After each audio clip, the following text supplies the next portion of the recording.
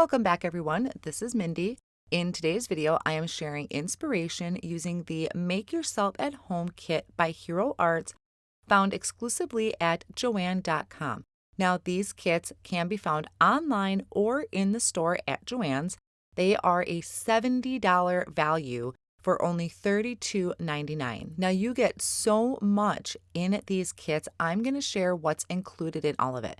So it comes really nicely packaged, and the first thing we're going to look at is the 3 ink cubes you have in pine, cranberry, and some embossing ink. You're also getting the 4x6 poinsettia bunch stamp set, and there's also a coordinating die. We have 4 sheets of cardstock, 2 in cranberry and 2 in pine, each cut to 5.5 by 8.5. There is a packet of gold embossing powder.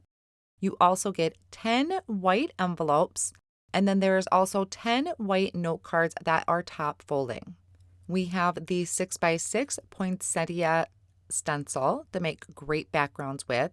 There is also some twine. Now this is a green and white twine. You're getting 1 yard.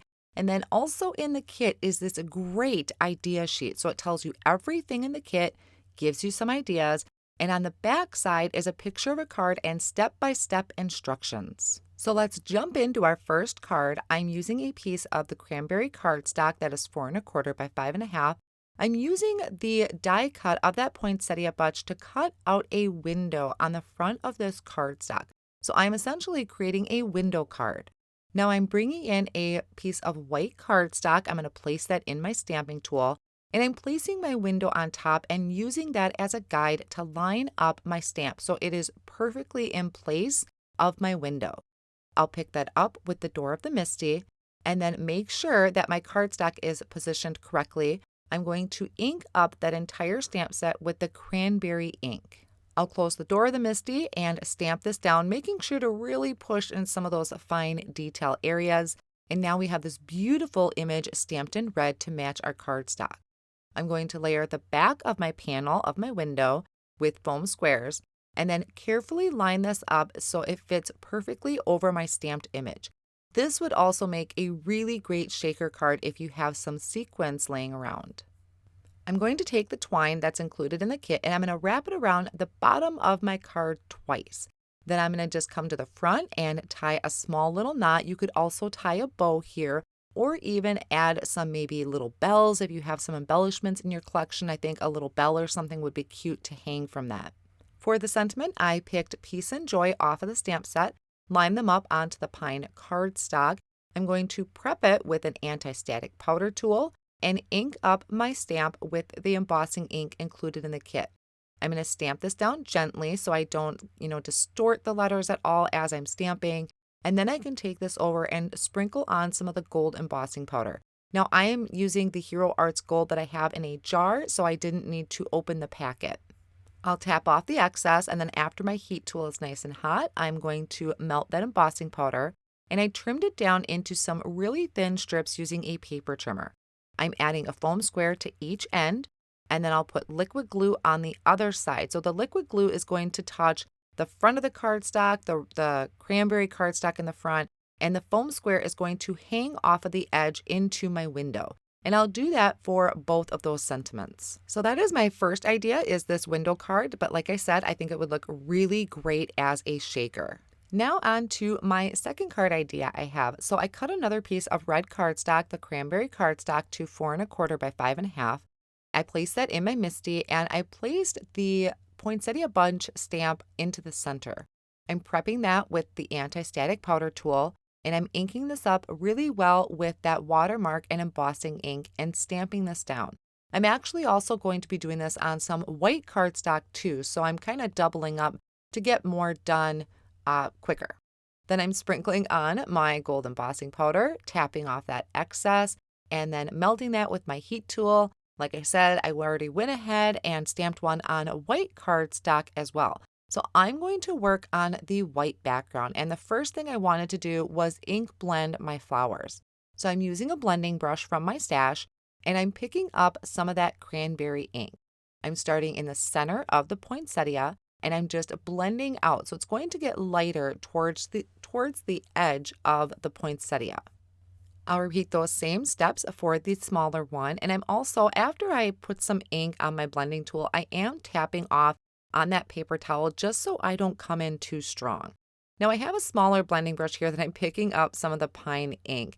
And all of a sudden I noticed I have these sprinkles on the side of my card. I was really bummed because I wanted to make this a full panel card on the white cardstock. I think my brush, I hadn't used it in a while, so it was a little on the stiff side and it kind of flicked some of that ink. But I'm improvising. Instead, I went around and I'm inking up the leaves. Any areas that I think would be green, I'm adding that pine ink to. Then I'm going to come back in and add a little bit of red to the smaller flowers that are on the outside. I wiped away any excess ink with my paper towel, and then I'm lining up the coordinating die, holding that down with some Post-it tape or any type of low tack tape, and I'm going to set that off on the side to work on a background. I have another piece of the cranberry cardstock here, cut to 4 1/4 by 5 1/2.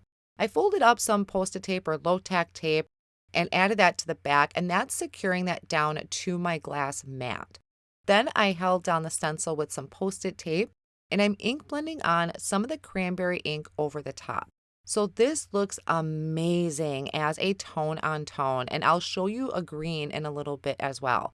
But I just added that ink all the way down the front of the cardstock. One more thing that I like to do once in a while is take some of the excess ink and maybe pick up a little bit more and add some contrast around the edges since this is going to be my full panel. I'm going to take my die cut piece that I did earlier and add foam tape behind that, so it's going to give me a little bit of dimension and separate my image from the background, and then place that over my stenciled panel. Off screen, I heat embossed a sentiment off the Poinsettia Bunch stamp set, once again adding a foam square to one end and liquid glue to the other. So the foam square is going to hang off of the edge down to my bottom piece of cardstock, and the liquid glue is going to touch the Poinsettia Bunch. So that is card number 2. Now card number 3 was a little bit of a work in progress. I had already trimmed this down a little bit as I was playing with ideas, and this is the idea I settled on. So I have a piece of white cardstock that I cut to 3 by 4, and I placed foam tape behind my panel. Now this is the one that I heat embossed on cranberry cardstock. I used the coordinating die to die cut it out, and then placed it on top of that white panel. Then I decided I wanted to try out the green on green, the tone on tone. So I used that poinsettia stencil with the pine ink on pine cardstock. I didn't ink blend all the way to the center because I knew that's where my panel was going to go. So I just added tape runner behind that and attached that right to the center of my card front. Then I stamped some sentiments in black ink onto white cardstock and added to the front with some foam squares. So there are 3 card ideas for you to get you started using the Make Yourself at Home card kit that's exclusive online or in-store at Joann.com. Now, before you go, I would love to know which card is your favorite. Thank you so much for joining me today, and I'll see you again soon.